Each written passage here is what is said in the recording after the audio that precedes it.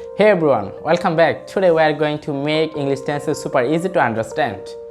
Tenses help us show when things happen in the past, present or future. We'll go through each tense with examples and explain the structure so you can start using them confidently. Let's jump right in. First, let's start with present tenses. These are for things that happen now or are generally true. Each tense has a different structure, so let's look at them closely. Simple present. The structure is subject plus base form of the verb at S for he, she, it. We use this for habits, routines or general facts. Example, I walk to school every day. Here, I is the subject, walk is the base form of the verb. This sentence shows a habit or routine. Present continuous. The structure is subject plus is or plus verb plus ing. This tense shows something happening right now. Example, she is reading a book. Here, she is the subject, is matches with she. Reading is the ing form of the verb. This shows she is doing it right now. Present perfect. The structure is subject plus have has plus past participle of the verb.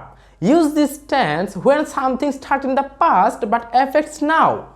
Example, they have finished their homework. Here, there is the subject, have is used with they, finished is the past participle of the verb. This tells us the homework is done now. Present perfect continuous. The structure is subject plus have has plus been plus verb plus ing.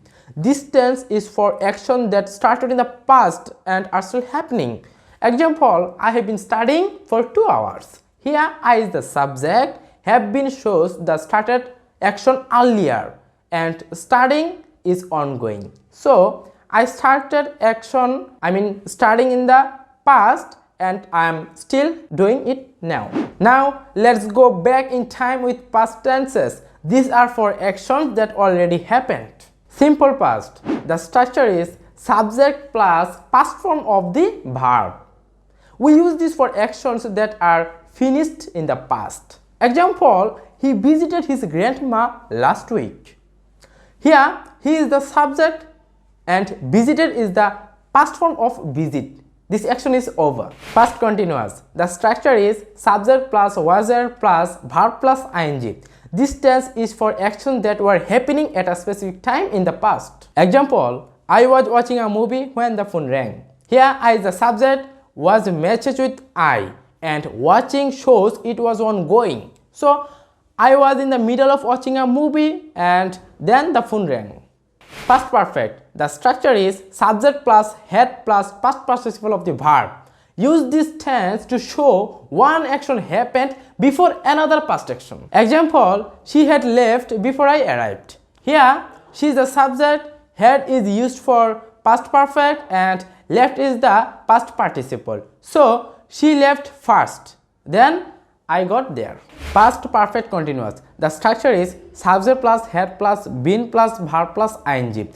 This tense shows an action was ongoing before another past action. Example, they had been working for hours before they took a break. Here, there is the subject. Had been shows continuous action and working is the ing form. This means they worked for hours and then stopped. Now, let's look into future tenses. These are for things that will happen later. Simple future. The structure is subject plus will plus base form of the verb.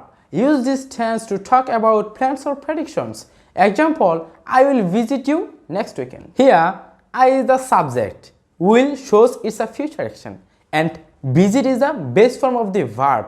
This is a plan for future. Future continuous. The structure is subject plus will be plus verb plus ing. This tense is for actions that will be ongoing at a future time.